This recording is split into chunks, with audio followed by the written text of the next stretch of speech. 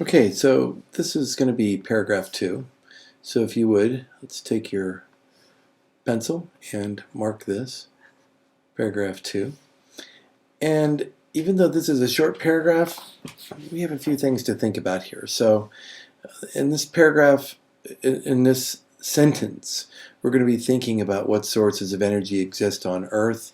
And as we're doing that, we're going to think about where they are and what's the nature, or what are the properties of these sources of energy. So keeping in mind, the main thing that we want overall is we're looking for electricity. Whatever we want, yeah, all these other things and different ways that we can use alternative energy sources. The main thing that we are in love with electricity. And so as we're thinking about the sources of energy, all of these sources of energy there are ways to produce electricity, as well as other forms of electricity, but there are ways to produce electricity with these different sources. So to begin with, let's just get this out of the way. These guys right here, fossil fuels, dirty.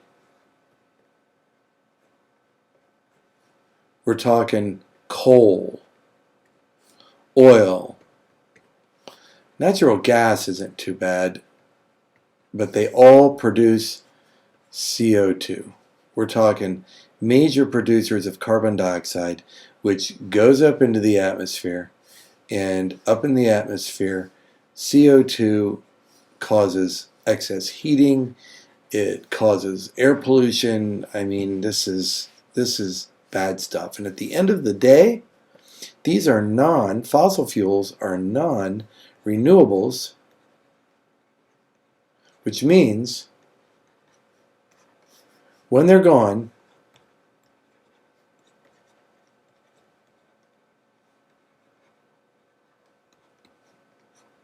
nada, they're gone. When they're gone, they are gone. We cannot produce more fossil fuels. So at the front end of this whole discussion, we have an issue of scarcity.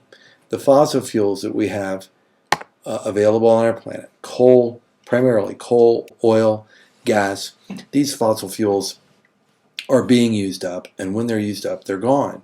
They're non-renewables. They cannot be put back.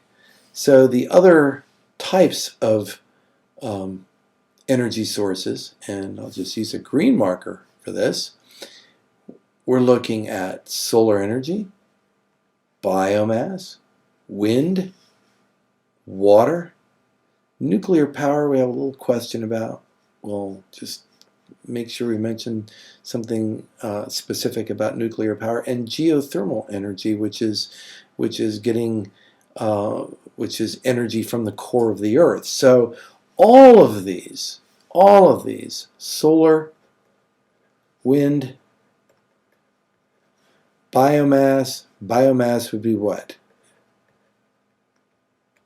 This would be trees.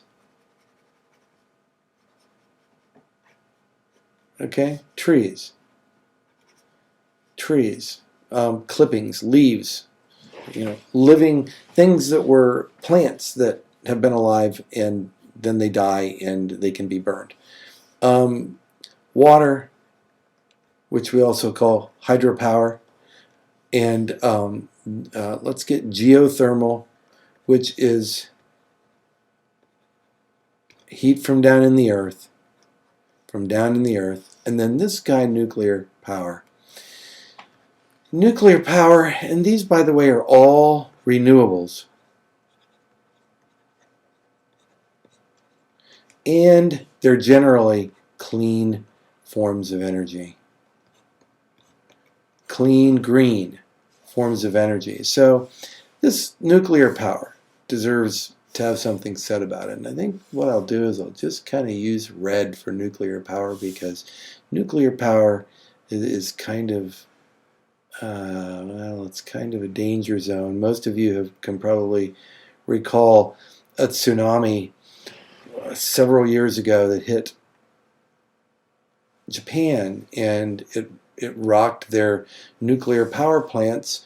It rocked a couple of their nuclear power plants off their foundations and actually released some radioactivity into the atmosphere. Now, these power plants require a lot of water to keep the reactors cool enough to keep explosions and bad things from happening from heat and radioactive particles from being released in the atmosphere. So there's a lot of these have to be built near water, or they have to have some huge water source, because water is used to cool the reactors inside. So we have these incredibly hot sources of energy inside from atoms being split.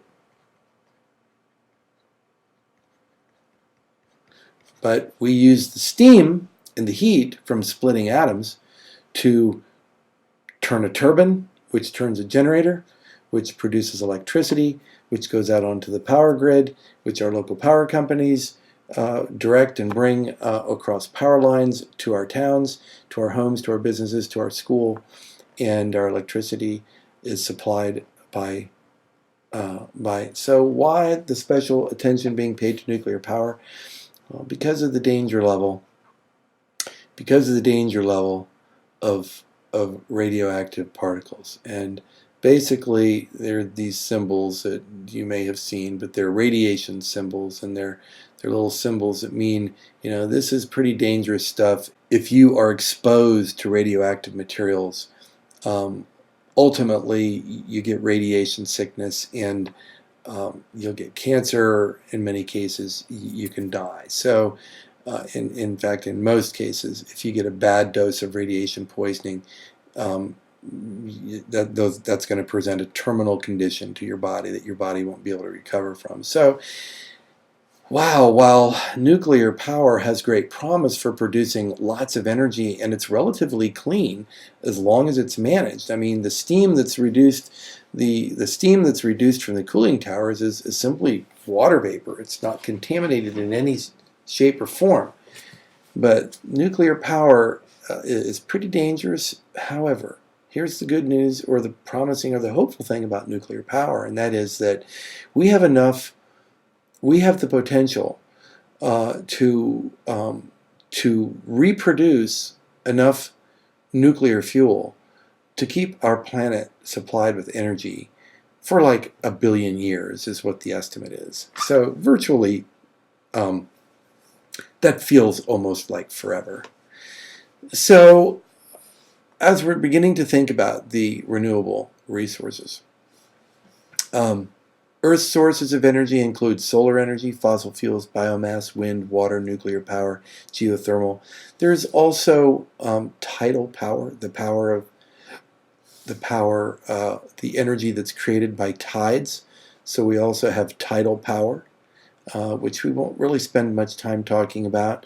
We also have hydrogen fuel cells.